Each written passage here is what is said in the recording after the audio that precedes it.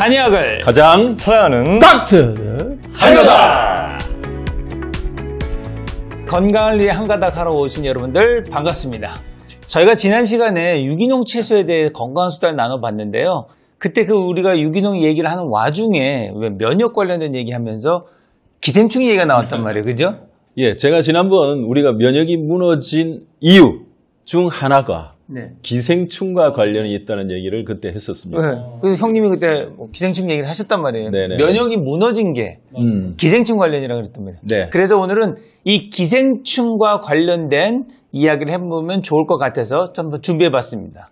자, 우리가 보통 얘기하는 구충제 꼭 먹어야 할까? 이런 이제 얘기들이 있거든요. 자, 우리 국민들이 알고 있는 상식 중 하나가 봄, 가을에 정기적으로 구충제를 먹자인 것 같은데요. 어떻게 생각하시나요? 저는 먹지 말라는 주의인데 저는 먹지도 않지만 먹지 마라, 구충제를 먹지 마라. 왜 그러냐면 이 기생충이라는 게 꼭 필요한 역할을 많이 해요. 그래서 옛 친구들이 나와서 옛날 친구다. 아, 기생충이 우리의 옛날 친구다. 이런 왜냐하면 거죠? 인체를 삶의 터전으로 삼는 내부 생명체가 오랜 세월 함께 지나면서 서로 적응하면서 친구라고 불릴 정도로 우리한테 실질적으로 많은 좋은 일을 하고 있는데 최근 수십 년 사이에 급격한 환경 변화, 음식 변화 여러 가지로 옛 친구인 이 기생충과 공존함으로 좋은 게 엄청 많은데 인체가 다른 다양한 문제를 일으킨다는 어떤 설명인데 옛 친구가 실제로 도움이 됩니다. 그래서 오늘은 실질적으로 구충제를 먹어야 될 사람이 있지만 제가 볼 때는 정기적으로 먹을 필요가 절대가 없다. 아, 절대 없다? 네. 저도 굉장히 동감하는 동감하시나요? 네네네. 우리 몸에서 말이죠. 필요 없는 부분은 없다는 생각을 저는 하고 있어요. 아, 맞아. 좋은 말이네. 과거에는 맹장이 필요 없다고 해서 애가 태어나자마자 그냥 맹장 수술을 하거나 또 어떤 경우에는 사실 치석도 어쩌면은 치아를 보호하는 역할도 한다는 이야기도 있고요. 아, 치석도? 그렇죠. 또 콜레스테롤도 사실은 그 일정 부분은 또 우리 몸을 보호하기 위해서 필요한 부분이고 그래서 무조건 나쁘다고 이야기하고 없애야만 된다면 그것이 우리 몸에 있어야 될 필요가 있었을까라고 생각을 해본다면 역시 기생충도 일정 부분 우리 몸에서 기여하는 부분이 있을 것이다라는 생각을 하고 있습니다. 실제 기생충 감염률이 우리가 예전에 한 71년대는 한 84.3%에서 지금 2012년만 돼도 지금 2.6%까지 완전히 뚝 떨어졌단 말이에요. 그죠?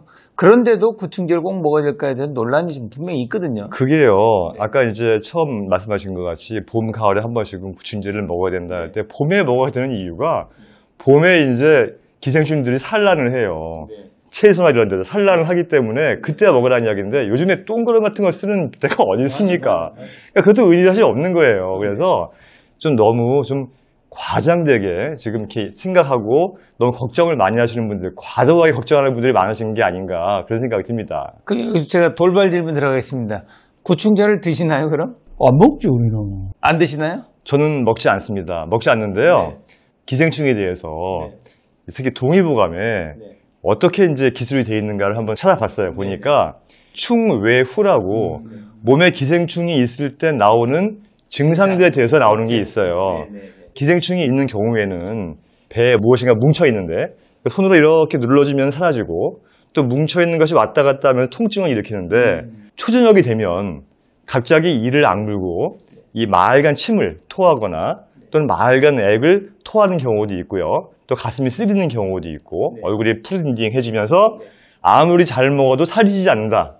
이렇게 나와 있어요. 그래서 정말로 이런 증상들이 있는 분이라면 한번 기생충을 의심해 보시고 구충제를 한번 드셔보시거나 하시는데 전혀 증상을 느끼지 않는데 굳이 찾아서 드시는 거는 아니다라는 생각이 듭니다. 그런데 유기농을 자주 먹는 사람들, 그 다음에 회나 익히지 않고 날 것을 좋아하는 사람들은 한 번씩 저는 먹을 필요가 있다고. 있죠. 특히 암 한우 같은 경우에는요, 좀 민감한 부분이 있잖아요. 그래서 이제 식사를 할 때 말씀하신 것 같이 이 생식이나 유기농 채소를 많이 드시기 때문에 그러한 경우에는 어쨌든 한 번씩 구충제를 드시는 거를 저희가 이제 권하긴 하는데요. 참 주의해야 될 게 이 구충제가 간에 굉장히 무리를 많이 줘요. 그래서 항암을 하거나 또는 항암 중에 스테로이드 같은 것들을 드시는 분들이 있잖아요. 절대 같이 드시면 안 되고요. 또 임산부도 드시면 안 되고 굉장히 이게 애로사항이 참 많습니다. 네네. 그런데 옛 친구라는 말 얘기를 했지 않습니까? 세균이든 바이러스든 기생충이든 인간하고 처음 맞닥뜨릴 때 이게 문제가 됩니다. 그러면 이 기생충도 이 숙주를 얼마나 내가 괴롭히고 빨아먹어야 될지 거기에 대한 대응 관계가 설정이 안 돼 있는 거예요. 그래서 코로나도 옛날에 1급 전염병이나 이 모든 것들이 지금 와서 명의를 떨치지 못하는 이유가 얘들이 이미 인간과 수없이 접촉을 하면서 자기가 활동해야 될 범위, 숙주에 기대해야 될 강도 이런 것들을 스스로 조절해서 순해집니다. 그러니까 기생충도 오랫동안 우리 몸에서 같이 있었다면 숙주를 죽여서 자기한테 도움될 게 뭐가 있겠습니까? 일리가 있어. 이 통증 쪽에서도 이제 어떤 조사가 있었어요. 특정 지역의 루마티스 관절염 환자들 조사가 있었는데 그 환자들의 일정 숫자 환자들은 특정한 사상충에 대한 감염이 없었고요. 그 다음에 반대로 정상군이죠. 루마티스 정상군의 40%는 이미 감염돼 있었다는 이런 또 이제 연구보고가 있어서 염증 노화라는 표현 쓰죠. 나이가 들면 우리가 염증이 자꾸 생기는 이런 부분에도 이게 이제 지금 얘기하신 대로 약간 그런 어느 정도의 동반되어 있는 경우에 굉장히 적었다 이런 보고들도 많이 나오고 있거든요. 통증 중에서도. 그래서 이런 것들을 좀 얘기하시는 것 같은데 자 그러면 이번에는 그때 우리 박 원장님이 얘기하셨던 기생충이 줄어든 환경이 우리 면역과 관련이 있다 그러셨어요. 네.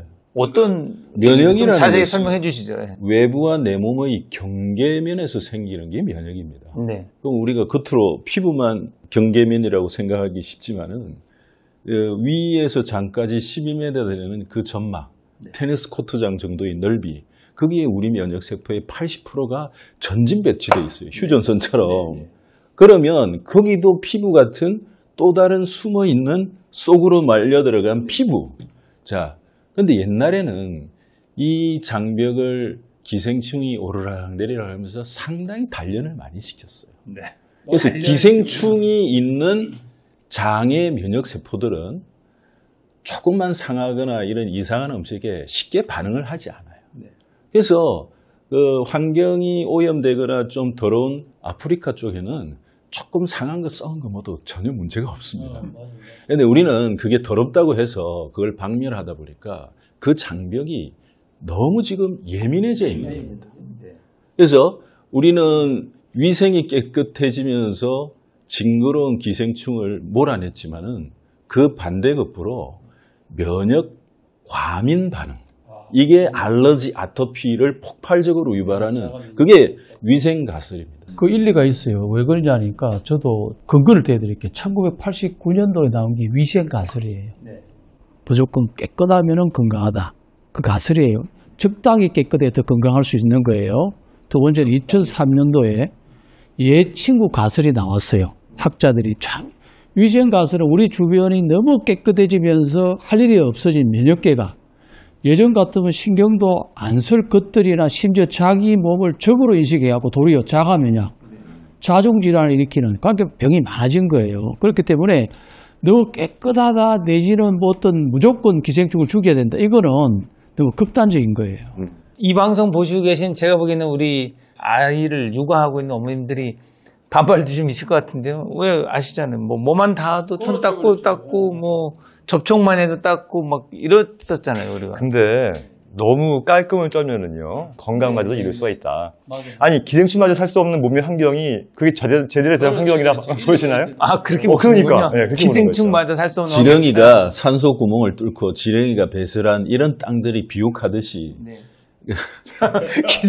기생충이 장벽을 이렇게 좀 적당히 자극하는 이런 환경이 그래서 제가 참 싫어하는 말 중에 하나가 흑백 논리입니다. all or ha나씩.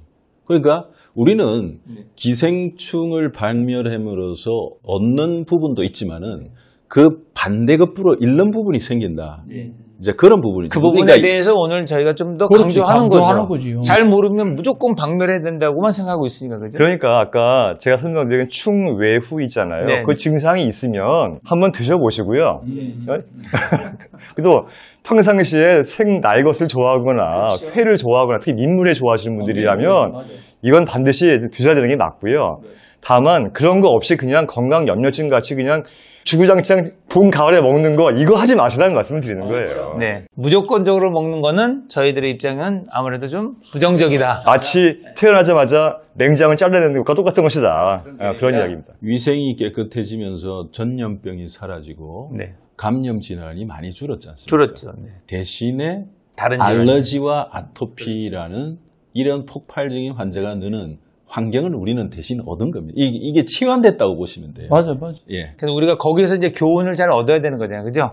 좀 요약을 해보면 지나친 기생충은 우리 영양이나 건강에 분명히 문제가 있는 건 사실이에요. 지나친 건 그죠? 하지만 또 우리가 적절하게 이 얘네들이 하는 역할도 우리가 한 번쯤 다시 한번 생각해 볼 필요가 있는 거고요. 자, 그래도 우리가 한 가닥인데 한약적으로 기생충을 예방하는 한약재 좀 알려드리는 것도 도움되지 않을까요? 어떤 게 있을까요? 한약재 중에서 구충제가 있어요. 우리 장인어르신이 알려주셨는데, 물론 이제 뭐 옛날 때 복창이 있고 설사하고 배가 아프고 배앓이 하는 경우 먹어야 되는 사군자 있죠, 사군자. 사군자가 기가 막힌 그 구충제가 될 수 있고요.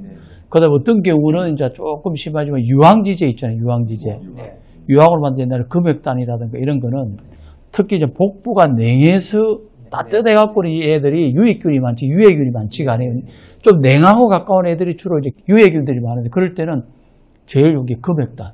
한의원 오면은 유황지제를 먹게 되면 이 기생충이 굉장히 도우니까 한의원에서 먹는 것이 훨씬 좋습니다. 저는 우리 제주도 가면 혹시 비자림이라고 기억하시죠? 예.